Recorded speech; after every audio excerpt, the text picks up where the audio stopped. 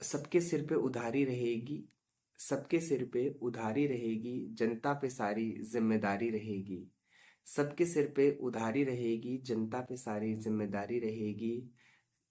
सारी नौकरियां निजी हो जाएंगी, सारी नौकरियां निजी हो जाएंगी, केवल सरकार ही सरकारी रहेगी। चंद दिनों पहले 4 लाइनें लिखी थी कि भूख तो बहुत थी मुझे, मगर मेरी थाली में एक रोटी ना आई। भूख तो बहुत थी मुझे, मगर मेरी थाली में एक रोटी ना आई। और मांगा तो क्या कुछ नहीं, मांगा तो क्या कुछ नहीं, लेकिन मेरी काबिलियत के बराबर कमाई ना आई। अभी नज़र पड़ी थी मेरी 2 खबरों पे। पहली वो खबर जहां मुझे ये पता चला कि गुजरात से एक आदमी 200 रुपये प्रतिदिन के हिसाब से अपने देश की सूचनाएं, जितनी भी इंफॉर्मेशंस हैं, वो पाकिस्तान में किसी को बेच रहा है। ये सूचना, और दूसरी ये सूचना कि बिहार का एक शिक्षक जो फिजिकल एजुकेशन, शारीरिक शिक्षा का शिक्षक है, उसकी सैलरी इतनी कम है, 8,000 रुपये मंथली, कि उसे अपने घर में आजीविका चलाने के लिए उसको जोमेटो डिलीवरी बॉय का काम करना पड़ रहा है, पार्ट टाइम जॉब। अब थोड़ा इसमें सोचने वाली बात यह है कि हालांकि दोनों घटनाएं थोड़ी अलग अलग हैं, लेकिन अगर आप ध्यान से देखें तो कहीं ना कहीं दोनों के हालात पैसे के लिए हैं। हो सकता है एक ने सही रास्ता पकड़ा और एक ने गलत, आपका अलग अलग मत हो सकता है इसमें, लेकिन स्टिल अभी भी यहाँ मुद्दा ये है कि दोनों को उनकी काबिलियत के हिसाब से शायद पैसा नहीं मिल रहा था। हो सकता है कि एथिक्स दोनों के अलग अलग रहे हों, दोनों के विचार अलग अलग रहे हों, इसलिए एक ने इंफॉर्मेशन बेचना ठीक समझा, जबकि एक ने आपका जोमेटो डिलीवरी बॉय का काम करना सही समझा।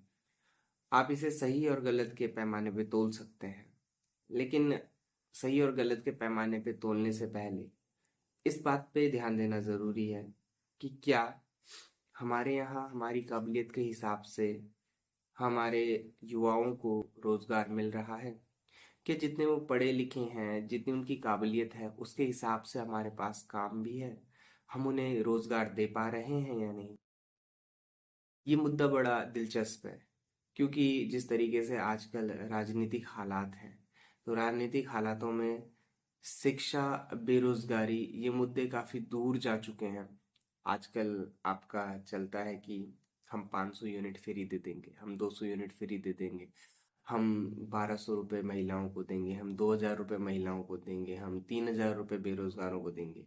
लेकिन क्या कभी इसी ने बोला कि हम इतने प्रतिशत रोजगार देंगे या हम इतने युवाओं को रोजगार दिलवाएंगे, हम इस तरीके की स्कीम लाएंगे, इस तरीके से हम एमएनसीज को बुलाते हैं, मल्टीनेशनल कंपनीज को बुला लेते हैं, या हम इस तरीके से रोजगार का सृजन करेंगे कि हमारे गांव में, हमारे शहरों में, कस्बों में लोग बेरोजगारी न झेलें और उनको उनके ज़रूरत के हिसाब से इतना पैसा मिल जाए कि वो अपने परिवार को पाल सकें। ये वाला सवाल थोड़ा ज़्यादा ज़रूरी हो जाता है, क्योंकि आजकल देश के हालात को देख के अगर आप देखें तो संप्रदाय विशेष, धर्म विशेष, जाति विशेष, क्षेत्र विशेष, हर जगह किसी न किसी मुद्दे पे लड़ाई और झगड़े हैं। आज लड़ाई झगड़े इस बात पे नहीं होते कि हमें नौकरी नहीं मिल रही, आज लड़ाई झगड़े इस बात पे नहीं होते कि युवा बेरोजगार घूम रहे हैं, आज लड़ाई झगड़े इस बात पे हो जाते हैं कि इन्होंने कुछ कह दिया और मेरी भावनाएं आहत हो गई। तो भावनाएं आहत होने से पहले आप ये देख लीजिए कि अगर आप बेरोजगार हैं काबिलियत के बाद भी, तो ये भावनाएं आहत होने का समय नहीं है। ये वो समय है जहाँ पे आपको पूछना चाहिए कि देश में इतनी ज़्यादा बेरोजगारी किस लिए है।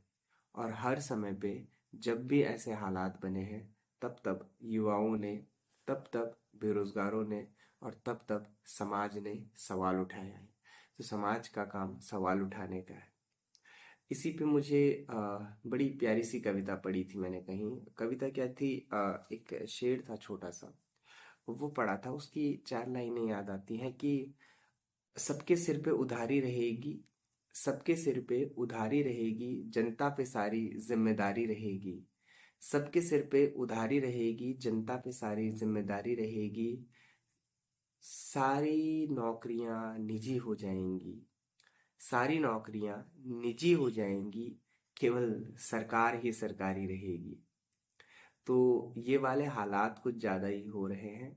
सारा जो आपका नौकरी पेशा है, सारे जो नौकरी देने वाली संस्थाएं हैं वो निजी हाथों में जा रही हैं। धीरे धीरे करके निजीकरण इस हद तक बढ़ चुका है कि आपके जितने भी सरकारी एम्प्लॉयज होते थे, सरकारी नौकरियां होती थी, वो निजीकरण की ओर जा चुकी हैं। तो सरकारें ही सरकारी रह पाएंगी अब सारी चीज़ें बाकी तो निजीकरण के अधीन ही आ रही हैं। और निजीकरण में आपको पता है, कम वेतन पर अधिक आपसे कार्य लिया जाता है।